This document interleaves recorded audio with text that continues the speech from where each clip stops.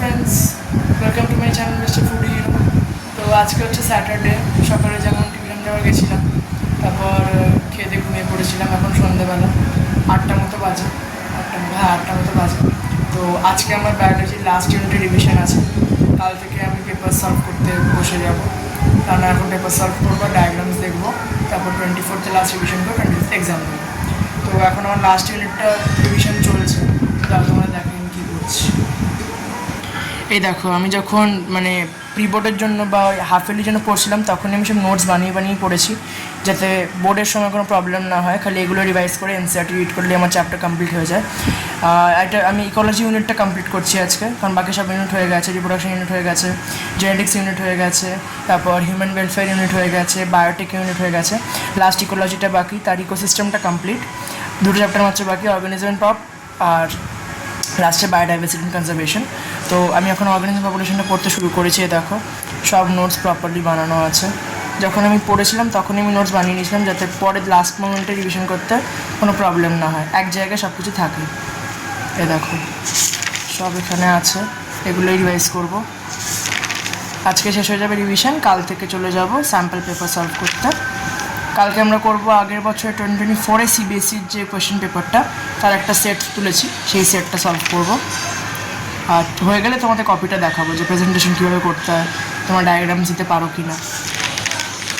এখানে আরও আছে, এই যে এখান থেকে চ্যাপ্টারটা স্টার্ট হয়েছে, ওটা ইম্পর্টেন্ট পয়েন্টসগুলো। এটা ফুল চ্যাপ্টারের নোটসটা। পপুলেশন গ্রোথ মডেলস আছে, এছাড়া ওয়ার্ল্ড পার্ল হোল স্ট্যাটিস্টিক গ্রোথ কার্ভ আছে। এছাড়া এখানে আমাদের যে বাকি চ্যাপ্টার্সের ডিটেলগুলো সেগুলো করা আছে।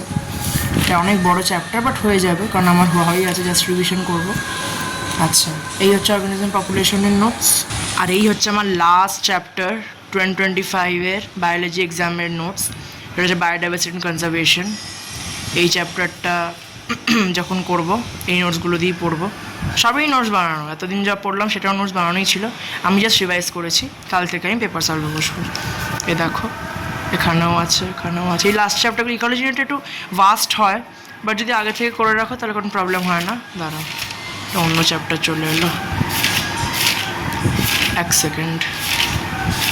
আসলে একসাথে করি তো তখন অন্য জিনিসগুলো। হ্যাঁ, আবার এসছে। এটা একটা খুব ইম্পর্টেন্ট টপিক, রিবেট পপের হাইপোথিসিস। এটা 3 মার্কসের মাঝে মধ্যে পুরো ডিরেক্ট চলে আসে। এখানে জেনেটিক ডাইভার্সিটি আছে, ওটাই কন্টিনিউ হচ্ছে।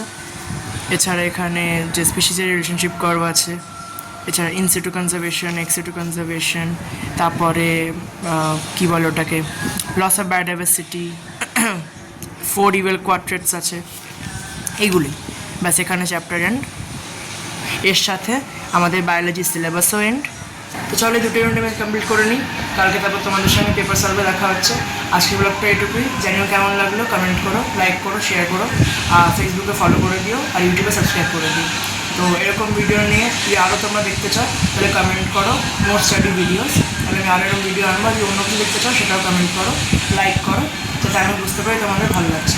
So thank you for today, bye, have a nice day. তোমরা ভালো প্রিপারেশন করো, and all the best all the biology students. Bye.